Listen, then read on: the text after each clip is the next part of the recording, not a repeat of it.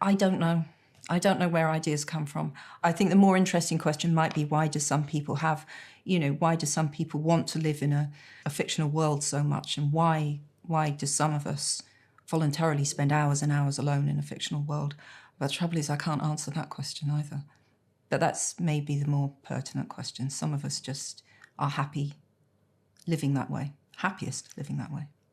Ideas come in different ways, and different kinds of book form differently. That's been my experience. So with Harry, the idea really did come, it was the idea for the story, the premise of the story came first, which was literally a child doesn't realise he's a wizard until he gets the letter.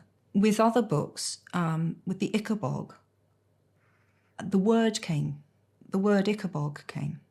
I thought, what is that? What is an Ichabog? And that's how the story started, with me trying to find an entity to attach that word to. And with the Strike books, the character came first. He came first. I did want to write what I saw as quite a golden age whodunit, but in a modern setting. And it was interesting to think, well, how would that work? How do you, in this age of DNA analysis and high-tech detective techniques and CCTV cameras, how do you have a real old school detective in modern London? And so he was really the starting point there. But Robin came very quickly afterwards, and then I became very interested in Robin in the planning of the book, and I realised that this will be a two-hander. She's not going to be Watson forever. We'll have two Holmeses.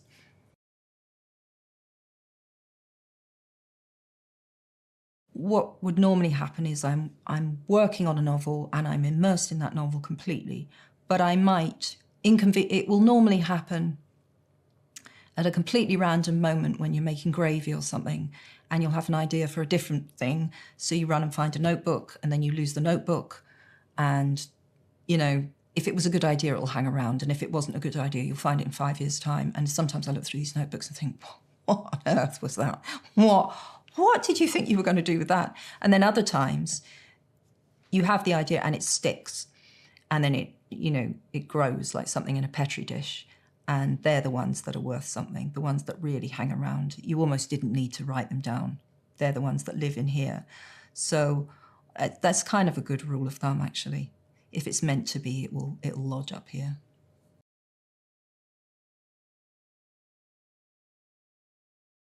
I learned a huge amount writing Potter. So even though this is a different kind of world building, I took all of the lessons I learned from Potter and applied them to the Galbraith books. I have a master files on all these different characters. I have huge amounts of background just to keep myself orientated. I know where Strike lived.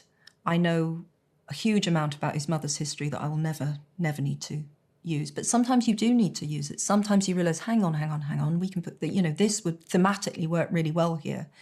So yeah, it sounds prosaic. It sounds like being a sort of filing clerk or something for your own work, but in a sense, that's what you do. You organise it all and you've got it there to refer to.